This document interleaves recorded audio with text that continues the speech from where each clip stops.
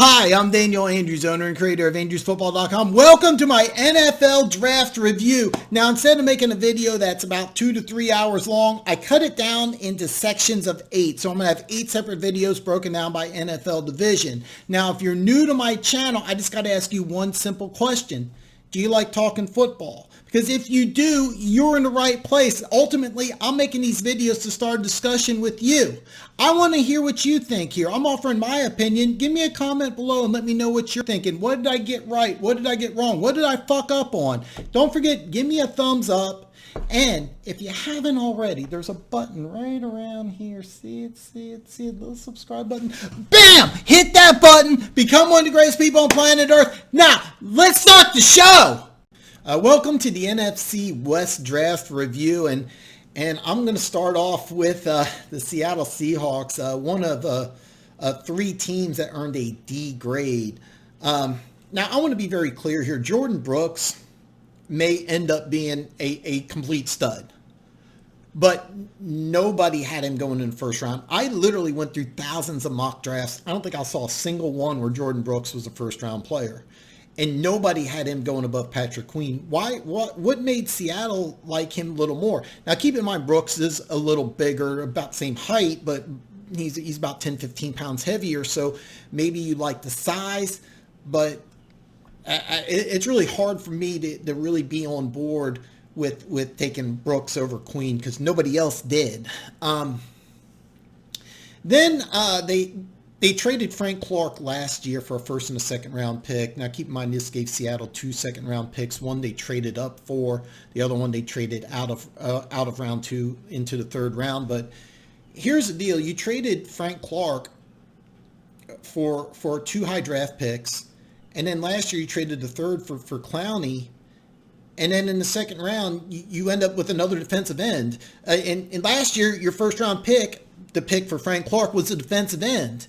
Then you trade a third for Clowney. Then you trade a second in this year's draft for a defensive end. And it was a complete reach. This guy would have been available in the third round.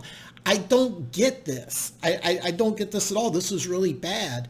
And then with the pick you get from Kansas City for Frank Clark, you trade down to five spots into the third round.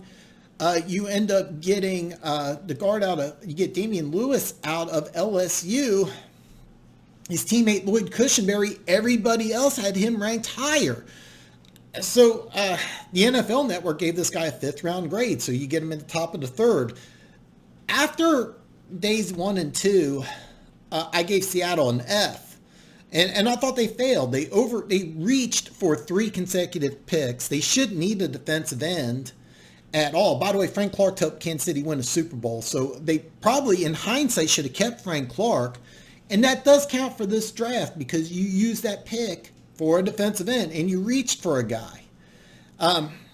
But that said, their next 3 picks are really, really good. Colby Parkinson, he's never going to be Travis Kelce. He's never going to split the seam and outrun a defensive back for a touchdown, but he's 6'7". He's got good hands. On 3rd and 7, Russell Wilson's really going to like this guy, so he's going to contribute. And then you get late in the 4th, DJ Dallas, a running back out of University of Miami. He's going to be a good football player. Not great, but your first 3 running backs, or first, second, and third string running backs were all injured. That's why you had to sign Marshawn Lynch. So getting this guy, he could be your day 1 starter, and he'll contribute this year. Alton Robinson, your 5th round selection out of Syracuse, had some off-field issues, but he's talent-wise probably 2nd, 3rd round pick. And Seattle's had success with players like this. So even though they failed the first 3 rounds, I really like their 2 4th round picks and their 5th round pick, but they earned a D grade in this draft. It was really bad. Another bad draft, but for different reasons, is the San Francisco 49ers, who get a D also. Now, ever since the Super Bowl, now as a Chiefs fan, what I did is during the playoffs, I looked at other YouTube channels for Texans fans, Titans fans, and I watched a YouTube channel with 4 49ers fans, and I was and still am completely blown away by the lack of intelligence 49ers fans have. I know marijuana's legal in California, but psychedelic drugs handed out for breakfast. I mean, some of the things that these Niners fans say are just absolutely idiotic.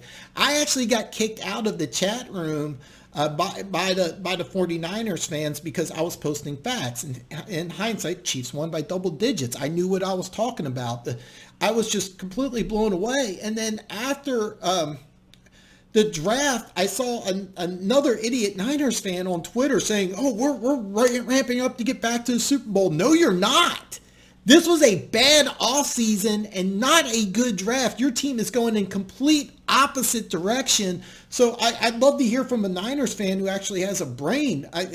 You should be worried. This is a team going in the wrong direction completely. Okay, first off, you trade your second best player. I think Eric Armstead's your best player, and then DeForest Buckner is your second best player. If you want to argue it's Nick Bosa, I get why, because he's flashier, but in reality, it was Buckner. So you trade him for the 13th pick. That makes sense because your salary cap's messed up.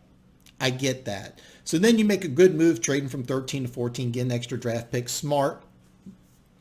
And you draft Javon Kinlaw. Now I loved Kinlaw, and he does fill a need. So it's good value, and he does fill a need. And then you go ahead and you draft Brandon Ayuk. Now, you have to trade up to get him. I mean, you don't have draft capital to begin with. But again, value because you traded a draft pick for Emmanuel Sanders. But you traded a draft pick for Sanders so he's available for 7-8 games, and you lost the Super Bowl. That's a bad move. If you sign him to a long-term deal, then it's smart. But here you are. You lose Sanders in free agency after you gave up a draft pick to get him for half a year. Then you have to trade up when you don't have the draft resources to do it.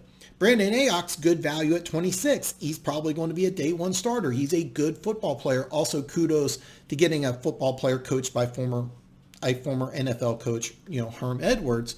But you don't have picks in rounds 2, 3, and 4, and you had multiple issues with your team that you needed to address before the draft. Instead, use your draft pick to plug in holes. And then you say, Trent Williams, well, you get him for a 5th this year and a 3rd next year. He replaces Joe Staley. He retires draft day. Hopefully the Niners were aware, and this wasn't a late scramble, but this shows that John Lynch, who's a really smart guy, this is not characteristics of a good general manager. San Francisco had multiple holes to fill on defense, which got exploited in the second half of the season once teams figured out how to attack that wide 9 defense, including Kansas City, scored 3 touchdowns in 7 minutes. So here you are, you ignore your needs, you fill holes with draft picks that you needed to do. You didn't improve your team. Now, unlike Seattle, Kinlaw and Ayuk have good value at 14 and 25, but you needed to actually trade down and get picks in rounds 2, 3, and 4. So this was a bad offseason, and this was a bad draft. But Kinlaw and Ayuk is good value, but they fill holes that you really should have addressed before then. So a bad offseason and bad draft for the 49ers.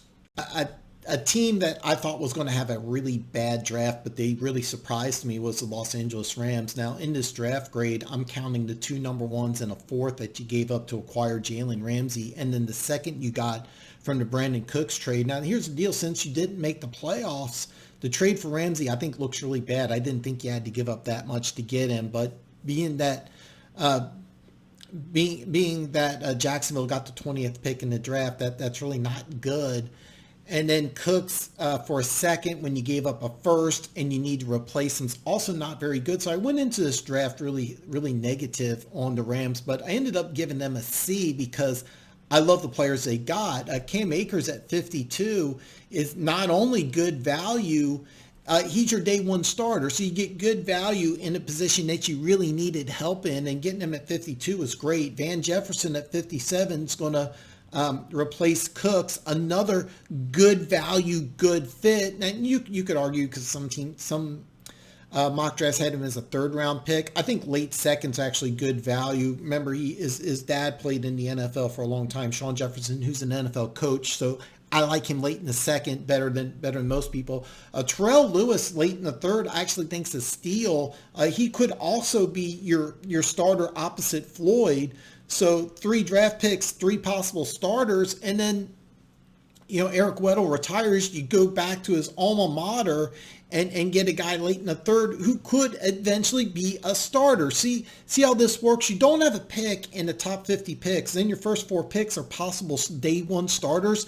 That 49ers fans, this is how you should have attacked the draft. This is what the 49ers should have done, not the Rams, but kudos to the Rams. And then Hopkins, your tight end, from Purdue that you get in the 4th round. This is great value. He will contribute day one. He's probably not going to start, but this guy will contribute. So now the players drafted by the Rams, they get a B grade for the players that they drafted, but considering you overpaid for Ramsey and you had to get rid of Cooks, I'm going to bump this down to a C. But I was really going into this draft expecting to give the Rams an F, so kudos to them getting some really good players, considering they didn't have a pick till pick number 52 in the draft, and they ended up getting multiple starters out of this draft. Good job for the Rams. The obvious draft winner for the NFC West is the Arizona Cardinals. Now, this is in a large part to the DeAndre Hopkins trade, which definitely figures into my a grade of an A+. But it's not just a Hopkins trade. Let's look at what they did in the draft here. Isaiah Simmons at 8. It's not only good value, it's a position of need. They got 2 linebackers in free agency. Now they add Simmons. This was a position of weakness for the Cardinals. Now it's a position of strength. And as soon as Isaiah Simmons signs his NFL contract, he's probably one of the top 10 athletes in the National Football League. So good job for attacking a weakness in free agency in the draft. Take a position of weakness in your linebacker crew. Now it's a position of strength. Then in the 3rd round, you land Josh Jones. Most mock drafts had him going in the 1st. Nobody thought he'd last to the 3rd. You get him in the 3rd. So here you are. You trade your 2nd round pick to get the best receiver in football, maybe the best wide receiver in football. And you get a day one starter in Simmons and another day one starter in Josh Jones. Then in the 4th round, and I'm butchering the name probably, Fudu, a defensive lineman out of Utah. This is a perfect fit for a 3-4 defense. He's your 4th round pick. He's probably a starter day one. You get massive size. Now keep in mind you signed Jordan Phillips in free agency. You can line him opposite Phillips. You got massive size on that defensive line. So kudos to the Arizona Cardinals for getting possibly 3 starters without having a 2nd round pick. That's great. And then in round 7, Eno Benjamin, local kid. I bet he makes the team. He can return punts. He can catch passes out of the backfield. Here you are. You only have 6 picks in the draft, but all 6 of them are going to make the team, even your 6th and 7th rounders, and are going to contribute. So let's say you take away DeAndre Hopkins and your 2nd round pick.